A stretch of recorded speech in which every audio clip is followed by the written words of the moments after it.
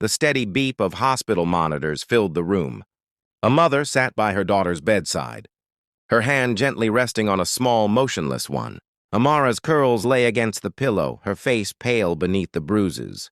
The doctors said she was stable, but her mother, Dr. Lydia Johnson, knew stability wasn't enough. She wanted justice. The story had already begun spreading through the town. A fight at Lincoln High. That's what they called it. But this wasn't a fight. It was a hate crime, hidden beneath the word teenage drama. A week earlier, Amara had walked through the doors of Lincoln Public for her second semester. She was bright, curious, and a little shy. The kind of student who always raised her hand but never made enemies. Except she had something some people couldn't stand. She was brilliant, and she was black. It started small. Notes in her locker, sneers in the hallway, a few cruel whispers when she answered questions better than the rest. But bullies don't stop when silence gives them room. The leader of the group, a girl named Emma, cornered her by the lockers one afternoon.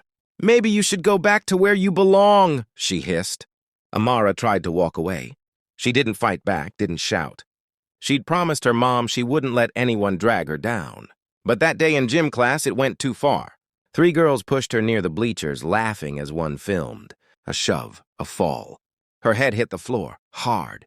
And then everything went dark. The school called it an unfortunate accident. The principal offered thoughts and prayers.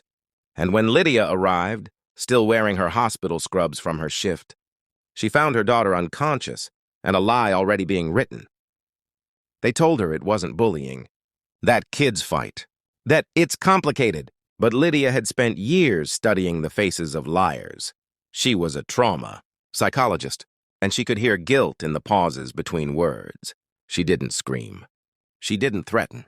She just said softly, "I'll handle it." And that scared them more than rage ever could. 3 days passed. The girls who'd hurt Amara went back to school. The video of the attack, the one the bullies thought they deleted, was recovered by a friend who couldn't sleep knowing the truth. It showed everything: the taunts, the laughter, the shove that sent Amara's head crashing into concrete. Lydia watched it once. Then she began to make phone calls. "If you're still watching," she would have said in a story like this, "make sure to like, subscribe, and turn on post notifications. Because what's coming next is justice at full speed." Lydia wasn't just a mother. She was a scholar, a writer, and a woman with connections she rarely mentioned. Within 48 hours, the footage reached the district board, the superintendent, and the local news. By the next morning, the story had gone viral. Black student beaten into coma, school calls it playful dispute. Parents started pulling their kids from Lincoln High. Reporters surrounded the gates. The administration panicked. And through it all, Lydia never raised her voice. She stood in front of the cameras one morning and said, "My daughter believed this school was a safe place to learn. But if the people in charge can't protect a child, they don't deserve to lead one." The crowd fell silent. Even the superintendent stepped back. Within a week, the principal resigned. The school board suspended the entire administrative staff pending investigation. The 3 bullies were expelled and faced juvenile charges for assault. And the district introduced new policies against racial harassment. With Dr. Lydia Johnson as head of the reform committee, Amara woke up 12 days later. Her first words were faint but clear. "Mom, did I do something wrong?"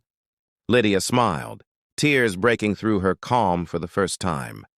"No, baby, they did." And now they're learning. A few months later, Amara stood on stage at a community scholarship event. Still healing but strong. Her speech was shaky, but her words were unforgettable. Sometimes the loudest voice in the room isn't the one shouting. It's the one that refuses to stay silent. The audience rose to their feet. Reporters later said it was the night Lincoln High changed forever. Dr. Lydia Johnson didn't destroy the school with fire or fury. She destroyed it with truth, with evidence, discipline, and calm precision.